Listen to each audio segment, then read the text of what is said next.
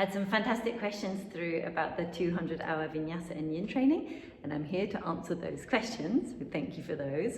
So firstly, what the course looks like in terms of structure, so the different weekends, what focus they have, and what a typical training day might look like, and how the course evolves as it moves through the year. So I'm going to take those bit by bit. So firstly, the typical training day, we start at 9, and we usually have a check-in with everyone, sometimes a little bit of movement or breath work first, especially if we feel that we need that, if it feels a bit unsettled. And then checking in if there's anything specific anyone needs, any questions from the day before or the module before, or where people are at in terms of their teaching, if there's specific areas of support that they need, because we get you teaching during the course. Once we've done that, we then usually dive into a practice, which usually is a bit of the tutor teaching for a little while and then handing over to the trainees.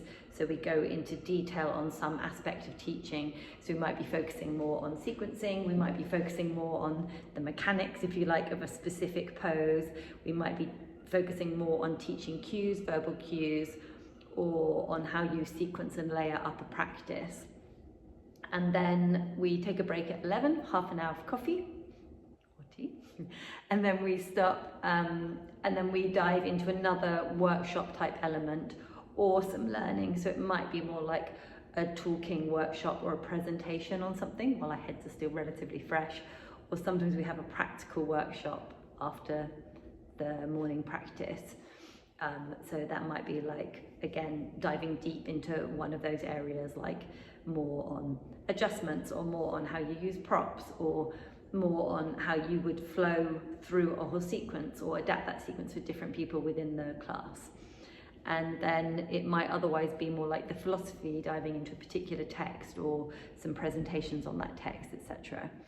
We have a lunch break, 1 till 2, and then after lunch we tend to have more like a workshop element again, where you will be talking and sharing.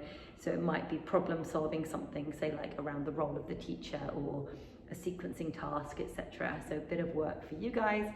And then at the we take a mini break, and then the last session of the day is more practical, but a more mellow practice. So either a yin practice or a pranayama practice, a meditation practice. It might be us teaching you, particularly if it's early in the module, so like the first day or two. By the end of the module where everyone's tired, it might be you taking it in turns to teach them yin, or us teaching you a practice. So over the course of the course, over the duration of the course, each module will have some focus that's general. So we'll be working our way through more than 100 asana, 130 asana or something it is, maybe even more, family by family, pose by pose. At the same time, we'll be layering up the information on things like sequencing. We'll be layering up the understanding of the subtle body, like the chakras and the prana, etc. We'll be layering up your depth of practice and teaching skills around pranayama, etc. All of the things that we're learning for you, you'll also be developing in terms of how you go on to teach those. So we'll be layering up all of those. So we tend to do a little bit of overlap of what happened in the module before, and then layer on again and check in, was there any poses that were tricky? And then there usually is, whatever we did right at the beginning, we usually repeat it before the end. So like sun salutations, for example, some of those foundational poses, we of course go through more than once, because your understanding is going to change massively during the course. So we go through that a little bit again. Next question is, what percentage is focused on philosophy and pranayama versus asana? I don't know. In terms of percentage, I'm not sure percentage, but in terms of the asana, there is a lot to learn and to get through. I want that to be really solid. In terms of the yoga philosophy, we probably take several days just with all the workshop elements around the philosophy, or all the workshop elements around the pranayama. But also, things aren't as separated as you might think, because when we're talking about, say, the physical body, we might also talk about the subtle body. So it's woven through the whole way. So there is a lot of depth, and we do set quite a lot of homework. It is a course for people who are really interested in a deep dive. It's not a kind of fast course, it's got a lot of depth to it. So you will also be studying at home some of the philosophy texts, and then we'll be discussing those in person as well. I can have a bit more think about percentage, but I'm not 100% sure. We will give you various flows that you will, vinyasa flows and yin sequences that you can continue to teach, and that you will also understand how to build your own sequences based on the structures that we give you. But also because we will just cover everything in so much depth that you will understand how to sequence according to who you have in front of you. It's a foundational course, so that knowledge you can of course build up later on in a 300-hour training, or we have a specific module just on sequencing, etc., etc. So you will always be able to of course layer up, but you will definitely have enough information that you need to create beautiful creative sequences and to understand what's going on for your students and how to adapt them.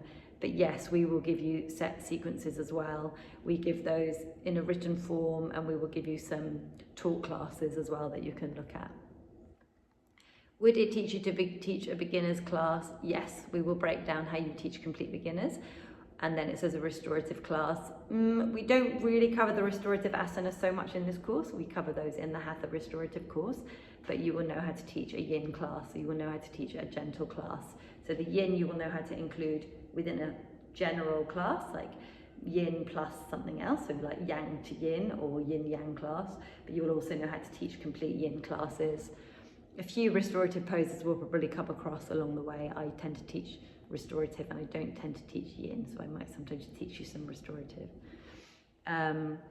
It's good for anyone who's been teaching for a few years, yes, and who's got a good basic knowledge, yes, and then says, and it perhaps isn't advanced in terms of asana strength and flexibility, yes. I don't think of yoga as being asana, and so I don't really mind what asana level people come with. I don't need you to do handstands and headstands and arm balances. I need you to be willing and wanting to learn how to teach other people because it's a teacher training course. So I want you to have a foundational knowledge of the asana. If I say triangle pose, I want you to have an idea what that looks like. Tree pose, I want you to have an idea already of those movements so that you are then able to teach that on to someone else, because if you're still not sure what the basic elements of the poses are, you're not going to feel ready to start to learn to teach those poses. But a lot of people, if you think about it, are never going to need the big complex poses, so I don't mind whether or not you can teach those poses or whether or not you can do those poses, because you might never be called on to teach them anyway. Will you develop your own practice? You will develop your practice in ways which you are not expecting. You will massively deepen your understanding of yoga. Your asana practice will evolve, your pranayama practice will evolve, your meditation practice will evolve.